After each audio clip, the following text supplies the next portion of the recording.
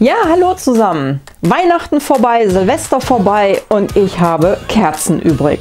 Was mache ich jetzt bloß damit? Da ist mir was eingefallen und das würde ich gerne mit euch zusammen in diesem Video machen.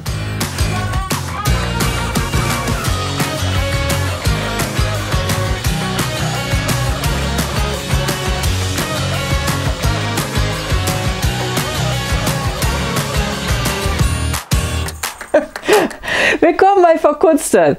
Ich habe unheimlich viele Kerzen übrig und ich habe mir gedacht, das ist mal eine gute Gelegenheit, etwas auszuprobieren. Das habe ich noch nie gemacht und zwar, ich möchte heute aus Kerzenresten neue Kerzen gießen. Was brauchen wir da alles für? Wir brauchen Kerzen. Jetzt habe ich hier einiges stehen, ihr seht es schon. Kerzenreste von überall zusammengetragen. Wir brauchen einen Behälter, worin wir die Kerzen schmelzen können. Ich habe mich jetzt einmal entschieden hier für ein Glas, ein ganz einfaches Glas, was hier bei mir in der Küche rumstand. Es ginge aber auch eine einfache Blechdose. Die Frage, worin schmelzen wir das?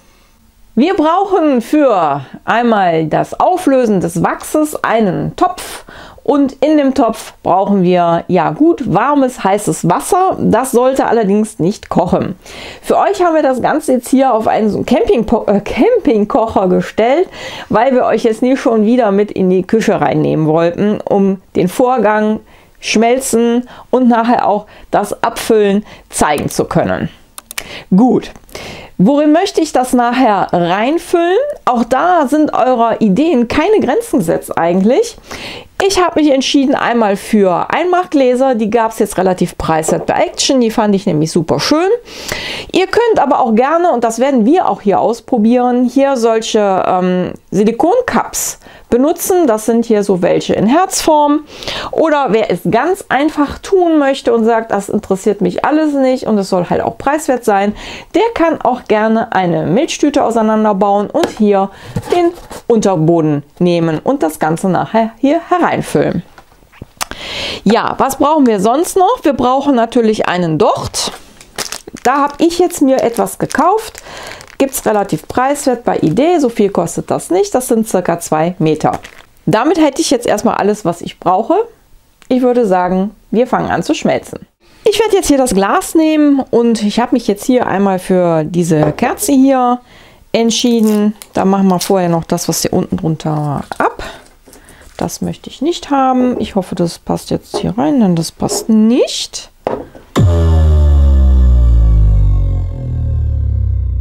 Dann werden wir das Ganze hier in der Dose machen.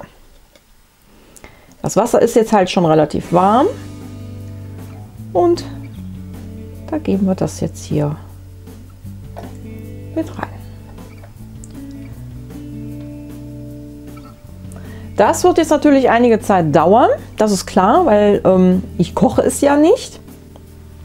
Und in der Zeit, wo das jetzt hier so vor sich hin arbeiten wird, würde ich sagen, gucken wir da auch noch mal zum Thema Kerzendocht.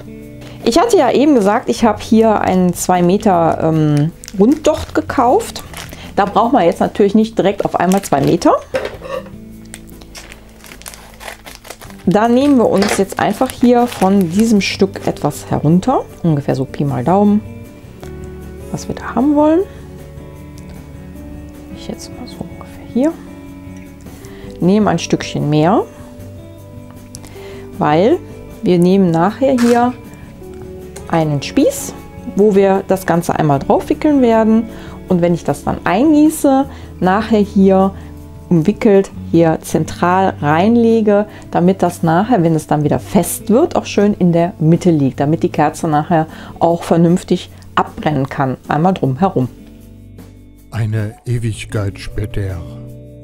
Das, was jetzt noch von den Resten übrig geblieben ist, und zwar die Dochte, die hole ich jetzt noch raus, beziehungsweise hiermit.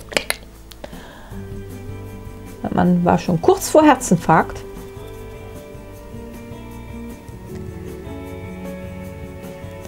Das brauchen wir nicht mehr. Und da ich jetzt den Versuch starten möchte, sie auch noch einzufärben, weil ihr seht schon, es ist klare Flüssigkeit, also das Paraffin, eine weiße Kerze ohne Farbpigment. Wenn man sie verflüssigt, werdet ihr sehen, ist es glasklar. Man kann also bis zum Boden der Dose schauen und wenn nachher das Ganze wieder erstarrt, dann wird es wieder weiß. Ich finde es langweilig. Wir versuchen das jetzt einfach noch einzufärben. Mein Mann, der war so lieb gewesen und hat mir extra für Kerzen, ja, Farbe besorgt. Pigmente. Da werde ich jetzt was von rein tun. Ich habe mich hier für ein, das nennt sich Dark Purple, entschieden. Mal schauen, wie das funktioniert. Wir nehmen erstmal nur so viel. Laut Bedienungsanleitung so lange warten, bis es sich auflöst. Dann denke ich mal umrühren, damit es sich verbindet mit dem Klarflüssigem.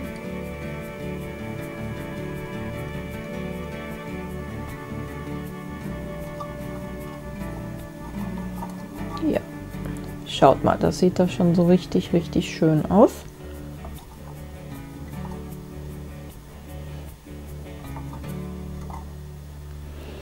Ich gebe jetzt noch mal ein bisschen mehr Stoff hier drauf. So, bevor wir jetzt umschütten, denn wir haben es einmal gut durchgerührt, füge ich jetzt noch ein bisschen Lavendelöl hinzu, weil ich gerne noch einen Duft dabei haben möchte. Ihr könnt natürlich schauen, ob ihr noch irgendwas anderes habt. Es gibt ja da ganz viele Sachen, die man da reintun kann.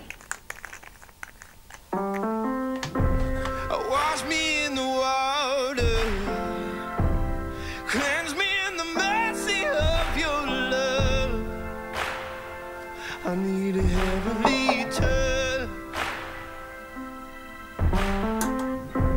'cause I'll be backsliding. I need a little guiding for my soul. Only heaven knows, 'cause I just need a helping hand. It's gonna help me stand. It's gonna help me stand, 'cause I just need a helping hand. It's gonna help me stand. It's gonna help me stand. But every now and then I get a feeling in my bones that I'm just wandering on my own. So I hit my knees and I'm crying out, please, oh Lord, won't you bring me back home? Yeah, wash me in the water, cleanse me in the mercy of your love. I need a heavenly touch, 'cause I'll be backsliding. I need a little guiding for my soul. Only heaven knows, 'cause I just need a helping hand. It's gonna help me stand. It's gonna help me stand,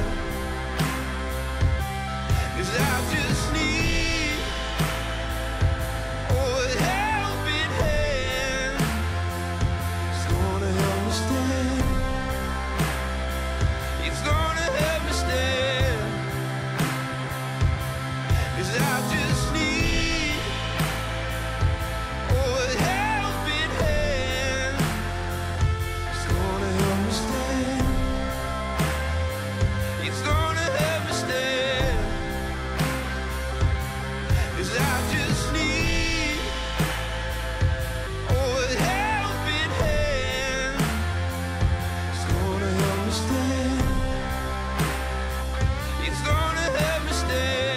So, die Masse ist jetzt verteilt auf die Gläser.